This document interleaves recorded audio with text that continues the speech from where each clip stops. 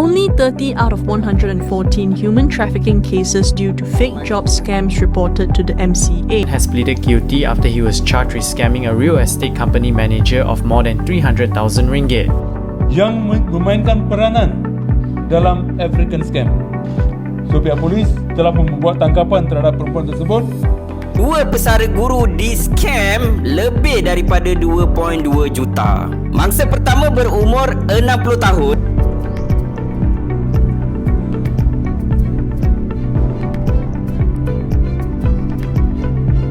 Jabatan Imigresen Malaysia menumpaskan satu sindiket online scam yang melibatkan warga negara China dalam satu operasi penguatkuasaan yang dijalankan di sebuah bangunan di Cyberjaya pada hari semalam.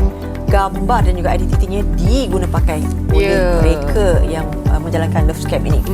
Bagi mengaburi mata dan juga mungkin kalau melihat kepada gambar. So jika anda menerima apa-apa panggilan telefon macam ni yang anda tak ada order barang, tidak ada order apa-apa barang, dia kata daripada pejabat pos, celah mana aku order barang, aku tak pernah beli online pun, tiba-tiba nak bagi barang.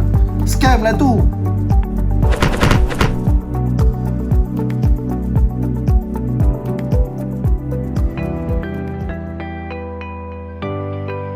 The rise of digital connectivity has enabled a variety of scams such as phishing, online fraud and social networking, making individuals more vulnerable. According to the 2023 reports, Malaysia received roughly 2,873 scam-related complaints in just the third quarter, especially in the digital space. The prevalence of scams is not only concerning, but it also indicates a larger societal issue in which individuals suffer significant money losses and emotional distress. Scams continue spread, threatening consumer financial security and affecting public trust in digital platforms and institutions. The National Scam Response Centre (NSRC) was established with the goal of coordinating efforts among numerous organizations, including law enforcement and financial institutions, in order to effectively combat these crimes. Let's start by exploring the current awareness levels regarding scams across the nation. Recent surveys have revealed a startling trend where many individuals are either unaware of prevailing scams or lack the necessary information to protect themselves.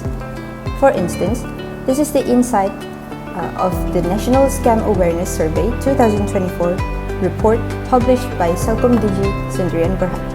This data underscores a critical gap in education and awareness, making individuals vulnerable targets for scammers. Understanding the problem starts with knowing how prepared or unprepared our communities are to tackle this issue. Next, Ipsos Press released the percentage platforms used by scammers in November 2023. The highest percentage was 56%, which was phone calls, followed by WhatsApp, Facebook, Telegram, SMS, emails, Instagram, e-commerce, other social media apps, TikTok, WeChat, Friends of Family, Street Hustlers, and lastly, Lines apps. Let's move on to types of scam. First, we have Macau scam. In this type of scam, victims receive a phone call from someone claiming to be an official from the police, a bank, or another government agency. The caller usually says that the victim is implicated in criminal activities or has unpaid fines, and then demands immediate payment or personal banking details. Victims are often tricked into transferring money or sharing confidential information. Next, we have job scam. These scams often promise high-paying jobs with minimal qualifications, targeting job seekers who are desperate for work. Victims are asked to pay for application processing, training, or visa fees for jobs that don't actually exist. Sometimes, they are also asked to provide personal information, which scammers later use for identity theft. Other than that, there is also online shopping scam. Scammers create fake websites or social media pages selling items at low prices. When customers place orders and pay, they either receive counterfeit items, low-quality goods, or nothing at all. Popular platforms for these scams include Facebook, Instagram, and some local e-commerce websites. Fourthly, investment scams. Scammers deceive people into investing in fake opportunities by promising high returns with little or no risk. Common tactics include Ponzi scheme, fake funds, and pump and dump scheme. Scammers often use high-pressure tactics and false credibility to make the offer appear legitimate, targeting those eager for quick profits. Recognizing red flags such as unsolicited offers and unrealistic returns is key to avoiding these scams. Fifthly, charity scam. Scammer usually takes advantage of people who want to donate to a good cause charity scam or find an answer to a health problem. They may also play on your emotions by claiming to collect for a cause that will secure your sympathy, such as help for sick children. Lastly, dating and romance scam. Scammers start the relationship with their victim on the website or apps before moving the conversation to a more private channel. Cybercriminals can easily manipulate their victims on other channels like email or text. They create fake profiles online or tag the identities of real people. Cybercriminals try to quickly build a relationship and then ask for money, gift or information.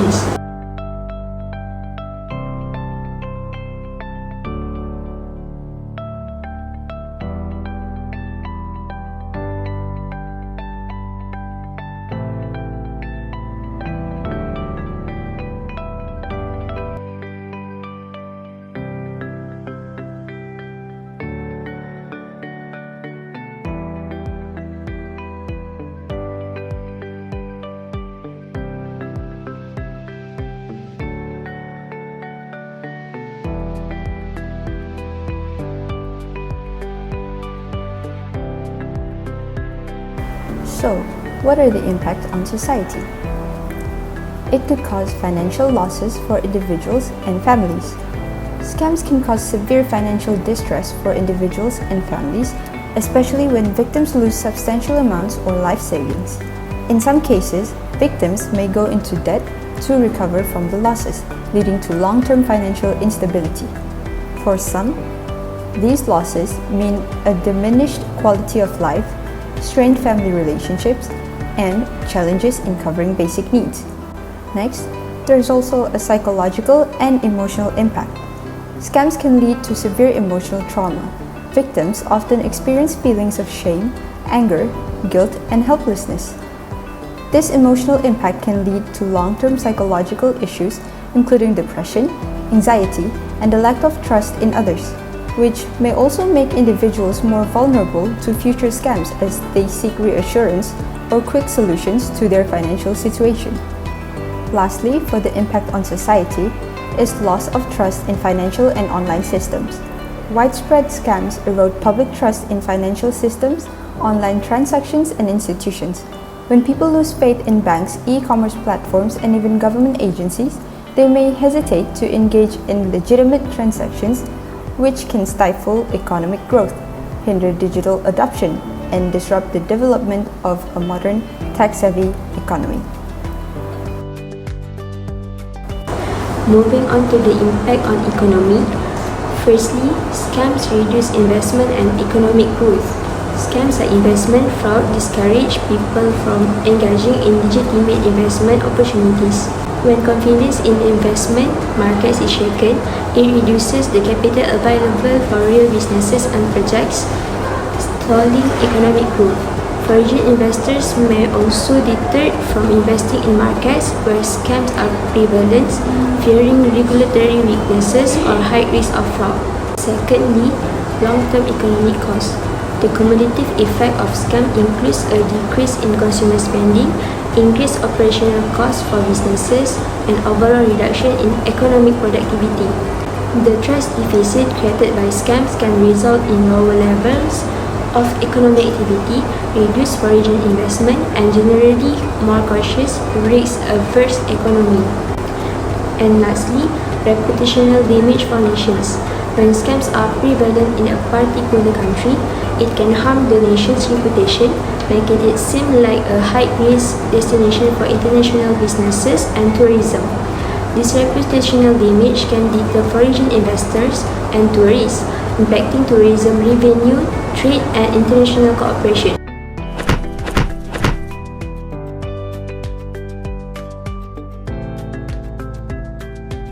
So here are the solutions to fight against scams. First is public awareness and education. Public and private sectors can collaborate to conduct regular awareness campaigns through social media, news outlets, and educational institutions, teaching individuals how to recognize scams and protect themselves. The second solution is stronger law enforcement and collaboration by improved reporting system. Establishing efficient and accessible channels for reporting scams, such as dedicated hotlines or easy-to-use reporting websites, can help victims report scams faster and allowing authorities to respond more effectively. Other than that, establish cross-border cooperation. Collaboration with international agencies can help in tracking down foreign scammers and making cross-border arrests, as seen in some large scam ring takedowns. Moreover, stricter laws and penalties. Enacting stringent penalties for scammers, including heavy fines and prison sentences, could help deter scams activity and reduce recidivism. Lastly, leveraging technology for prevention. For example, AI-based fraud detection. Financial institutions and e-commerce platforms can deploy AI and machine learning algorithms to detect suspicious activity in real time, such as unusual financial transactions or suspicious accounts. Other than that, caller identification systems. Apps and services that alert users to potential scam or scam calls are becoming increasingly effective.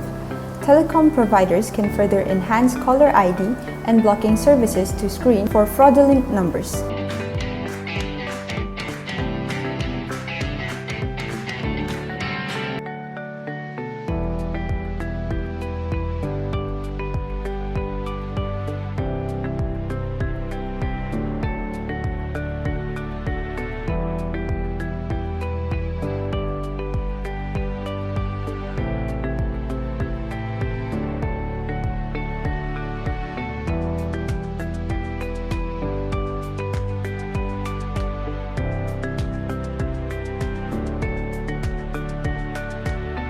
In conclusion, people, society, and the economy are all seriously threatened by the rising incidence of scams in Malaysia, which is fueled by improvements in digital connectivity.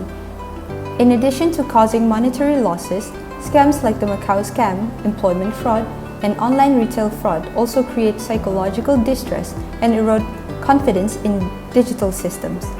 These problems emphasize how crucial it is to work together to prevent frauds through cross-border collaboration, improved law enforcement, educational initiatives, and technology developments.